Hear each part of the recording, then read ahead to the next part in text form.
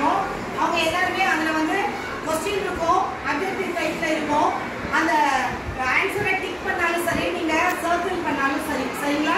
அதுக்குரிய விடைகளை இப்போ வந்து நம்ம வந்து டிஸ்பிளேல போடுவோம், அப்போ செக் பண்ணிக்கலாம்.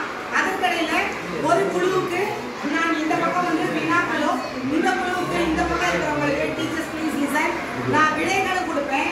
எந்த வினாவை இங்கேருந்து கேட்குறாங்களோ அதற்குரிய விடைகளை நீங்கள் படித்து காட்டணும். வினாய்கள் இப்போ டீச்சர் இன்ஃபோ ஸ்டார்ட் பண்ணுறாங்க. பின்னூட்ட வினாக்கள் ஃபீட்பேக் ஸ்டார்ட் டீச்சர் தமிழில். 4ஆம் வகுப்பிற்கான என்ன வராது பயிற்சி முறையில் எந்த செயல்பாட்டினை வழிகாட்டுகிறது?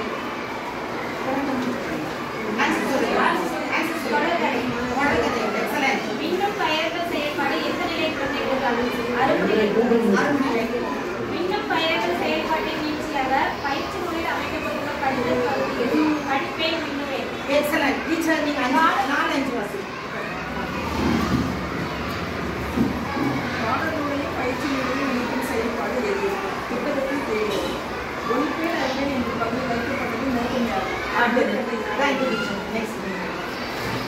குழந்தைகள் விரைவாக படித்தலை ஊக்கப்படுத்துவதற்காக கொடுக்கப்பட்ட பயிற்சி எது? விடை வந்து விரைவாக படிப்பேன், படித்த நேரத்தை குறிப்பேன். நாளும் நற்றமே இப்பகுதி யாருக்கானது? மொத்தநிலை குழந்தைகளுக்கானது, வகுப்பு நிலை குழந்தைகளுக்கானது, ஆசிரியர்களுக்கானது. விடை ஆசிரியர்களுக்கானது.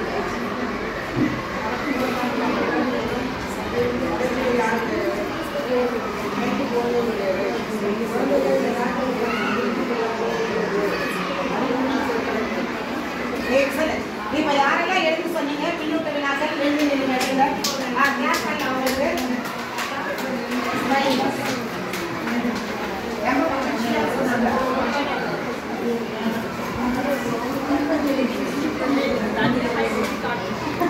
Thank you.